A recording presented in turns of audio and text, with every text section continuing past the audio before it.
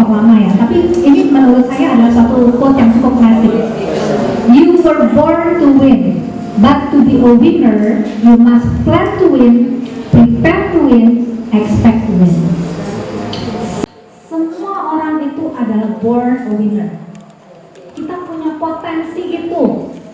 Tapi kan masalahnya potensi itu kalau tidak diasah tidak akan menjadi realisasi. Cuma potensi. Kita semua punya potensi untuk jadi winner. Tapi supaya potensi itu terrealisasi, kita harus plan to win, prepare to win, expect to win. Plan to win. Dari awal kita udah merencanakan. Ini pokoknya yang semaksimalnya kayak gimana. Semaksimalnya kayak gimana.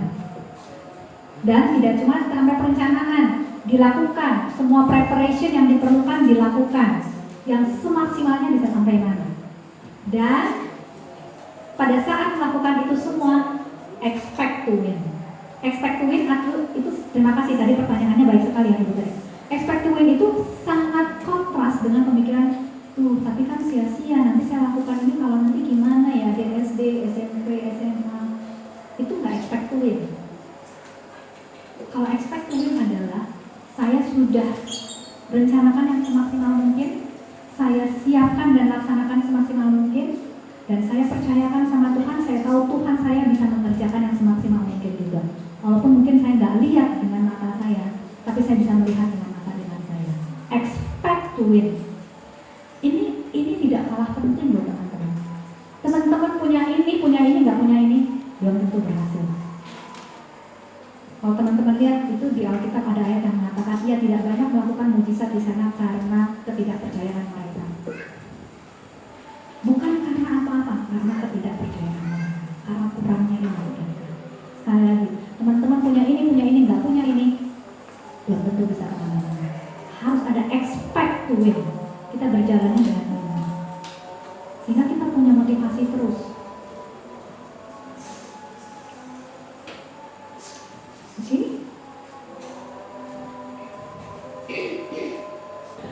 Oke ya, jadi ini juga ada satu quote. Ini robot yang ngomong. Dan dalam hal ini ada baiknya kita memperhatikan apa yang dikatakan oleh robot ini. I'll handle the info, the calculation. You worry about your job being human.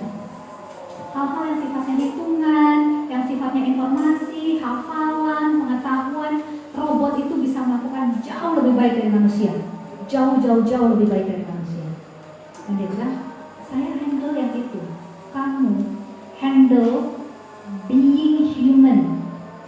Lakukan part yang memang itu nggak bisa dilakukan oleh robot. Cuma human, cuma manusia yang bisa lakukan itu. Focus on being human. Emotional intelligence, negotiation, koordinasi, berpikir kreatif. Itu semua adalah part of being human yang tidak bisa digantikan oleh robot. Kalau itu hitungan, pengetahuan, itu hal-hal semuanya kita pasti kalah. Tapi part of human yang gak bisa digantikan robot tidak akan pernah bisa digantikan robot. Disitulah kita harus fokus. Di situ fokus bukan cuma untuk memperlengkapi diri kita, fokus untuk mempersiapkan anak-anak kita itu harusnya ada di situ. Harusnya ada di situ.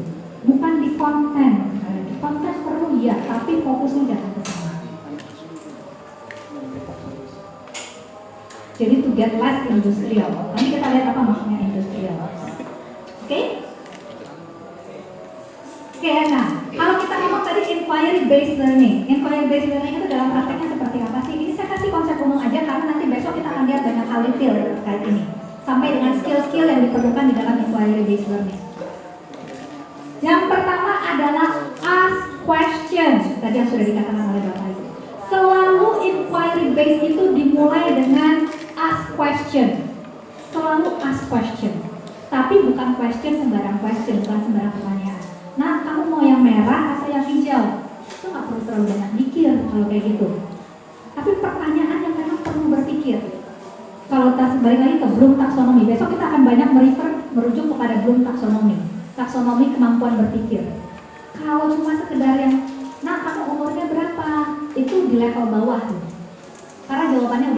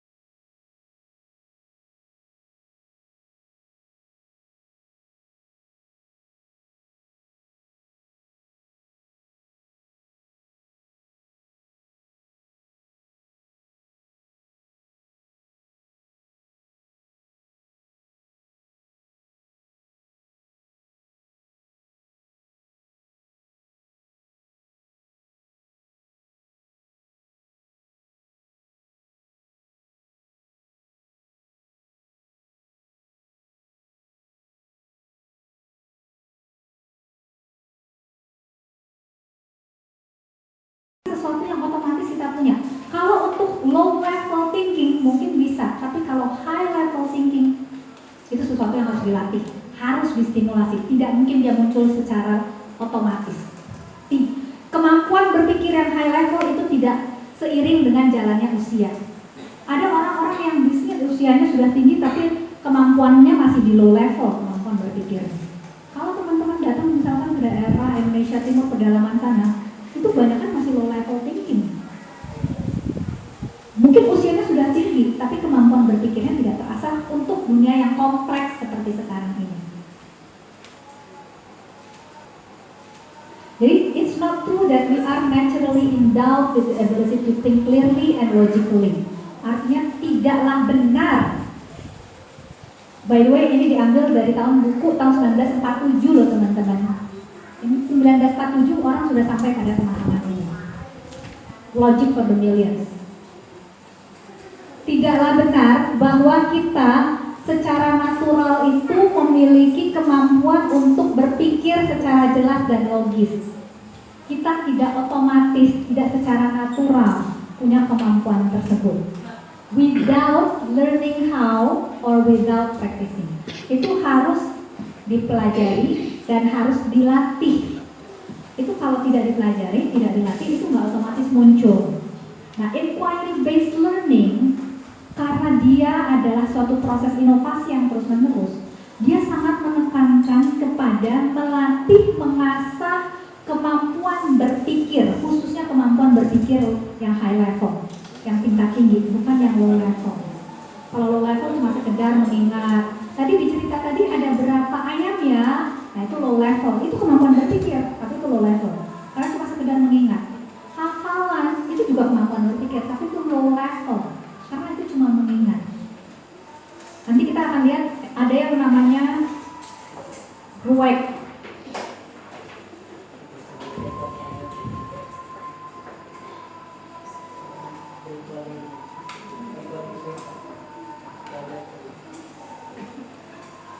Ini diambil dari Bloom Taxonomy.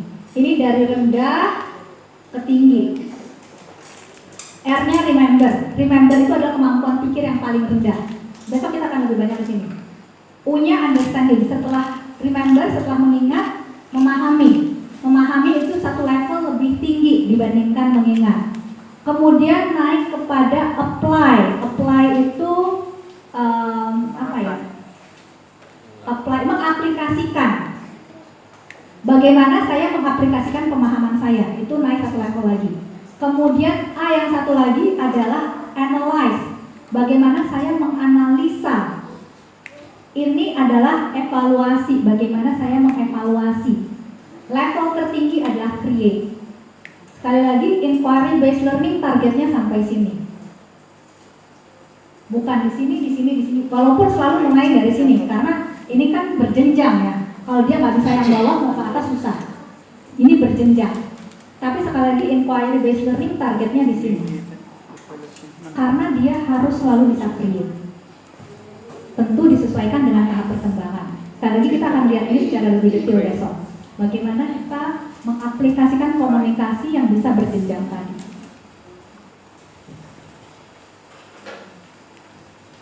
Ada pertanyaan? Dari pertanyaan saya, bagaimana dengan guru-guru yang tinggal di daerah pedalaman yang mereka sulit mendapatkan akses untuk pendidikan untuk informasi? Ya. Oke.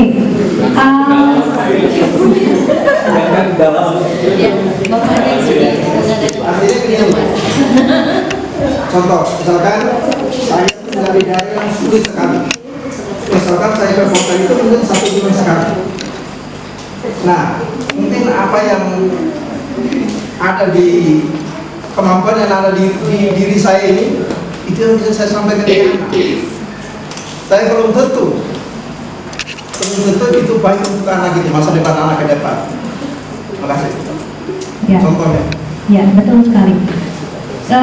Saya selama beberapa tahun kemarin membantu Bank Dunia, kita memberikan technical assistance, bantuan teknis lah ya kita sebutnya, kepada Kemendikbud, khususnya Direktorat PAUD.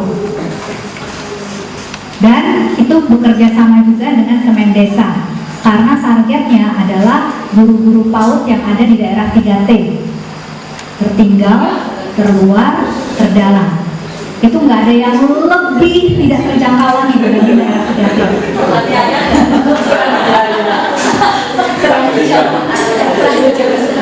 Tertinggal, terluar, terdalam.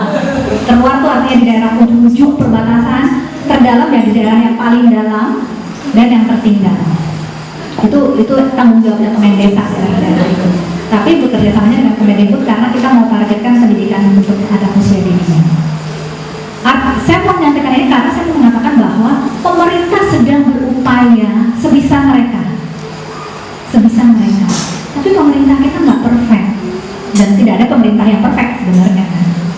Pemerintah sedang berusaha sebisa mereka dengan kecepatan yang mereka punya. Balik lagi, ini gajah yang lagi mau bergerak. Gajah, benda yang besar sekali yang mungkin untuk bergerak 5 derajat aja dia butuh waktu yang banyak. Orang di pemerintahan itu juga bukan yang nggak sadar loh. Sekarang kita udah masuk 4.0. Mereka ngirim staff untuk belajar di sana sini. Tapi sekali lagi 1 staff, 2 staff seberapa cepat mengubah satu negara? Butuh waktu yang panjang. Mestinya pesat bisa berubah lebih cepat, asumsi saya ya. Mestinya birokrasinya tidak sepanjang birokrasi negara, asumsi saya. Sehingga perubahannya bisa lebih cepat dibandingkan mungkin perubahan negara. Kemudian yang berikutnya adalah akses terhadap informasi. Pemerintah yang saya tahu Menkominfo itu juga sedang menggalakkan, kalau kita tahu BTS itu menara telekomunikasi, BTS itu ada namanya Project Merah Putih sekarang ini. Saya tahu karena kalau suami saya bergeraknya di bidang telco. Jadi Project Merah Putih adalah bagaimana daerah-daerah 3T tadi terpasang akses terhadap sinyal internet. Itu menjadi prioritas sekarang. Jadi sekali lagi pemerintah itu sedang melakukan upaya-upaya sebisa mereka. Tapi sekali lagi nungguin mereka tuh lama. Bapak Ibu juga sebagai gambaran ya. BTS itu pertama kalau mau dipasang harus minta izin warga setempat. Karena kan ada tanah yang harus dijadikan milik. Izin aja itu prosesnya udah panjang. Karena untuk dapat izin harus sosialisasi dulu kepada warga. Jangan sampai ini dan lain sebagainya. Karena di situ nanti ada baterai yang nggak boleh diambil. Kalau diambil udah nggak berfungsi BTS-nya. Jadi harus dijaga dan harus dijelaskan ini tuh fungsinya gimana kalau baterainya kita. Edukasinya aja udah butuh proses. Belum sampai keluar izin loh, baru edukasi dulu, kemudian mendapatkan izinnya, kemudian bangunnya, belum lagi bangun itu kalau misalkan jauh dari sarana transportasi yang umum itu bawanya juga perlu timing. Kalau bawa kayak misalkan orang tua saya asalnya dari Sulawesi Utara, Sangir Palau, itu kalau bawa ke sana, kalau ombak lagi gede, jadwalnya hari ini bisa jadi besok, bisa jadi lusa, nggak jadi berangkat. Karena ya gimana nggak bisa bawa. Jadi banyak hal dan kendala di dalam prosesnya. Jadi sekali lagi kalau pemerintah kita melakukan apa yang mereka bisa, tapi mereka itu organisasi yang besar sekali. Indonesia itu negara yang besar sekali. Nunggu semuanya bergerak itu pasti akan butuh waktu panjang. Makanya kita yang lebih lincah karena tidak sebesar itu, mestinya kita bisa bergerak lebih dulu. Kita mestinya bisa jadi pionir, di mana kita bisa menarik yang ada di belakang kita. Mestinya demikian, harapannya juga demikian.